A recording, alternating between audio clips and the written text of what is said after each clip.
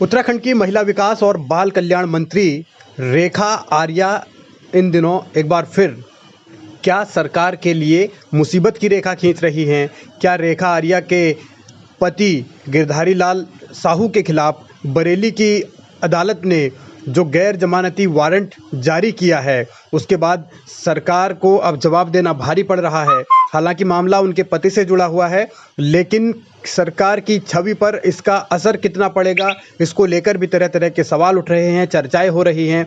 क्योंकि रेखा आर्या राज्य में कैबिनेट मंत्री हैं और उनके पति के खिलाफ हत्या जैसे मामले में आरोप लगना और गैर जमानती वारंट जारी होना बहुत सारे सवाल खड़े कर रहा है।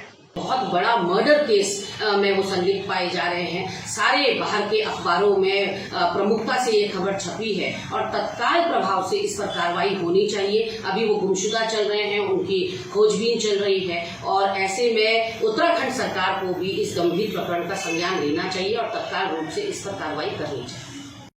रेखा आर्या के पति के खिलाफ 31 साल पुराने मामले में गैर जमानती वारंट जारी हुआ है। हालांकि फिलहाल उन्होंने अपनी बीमारी का हवाला दिया है और गिरफ्तारी से बचने की तमाम कोशिशें भी कर रहे हैं।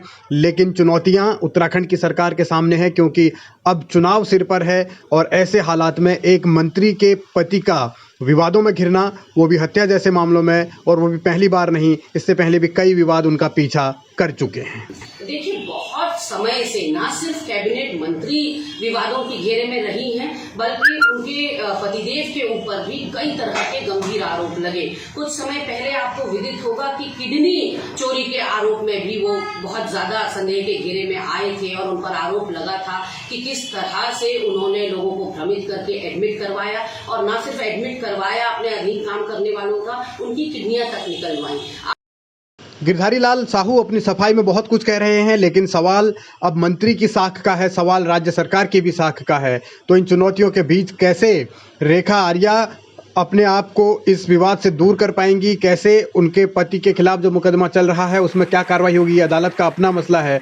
लेकिन सवाल ये है कि क्या सरकार में एक पावरफुल मंत्री होने के नाते, और इससे पहले रेखा आर्या खुद भी कई दफ़ा विवादों में रही हैं, चाहे अधिकारी की गुमशुदगी की रिपोर्ट लिखना हो, चाहे अधिकारियों के साथ वाद विवाद हो, चाहे कई जगह अफसरों के साथ उनका झगड़ा हो और उसके साथ अफसरों का तबादला करवाने को लेकर भी वो लगातार आगे रही। तो ये बहुत सारे ऐसे पहलू हैं जो रेखा आर्या को इन 4-4.5 साल के कार्यकाल में विवादों के घेरे में लाते रहे हैं।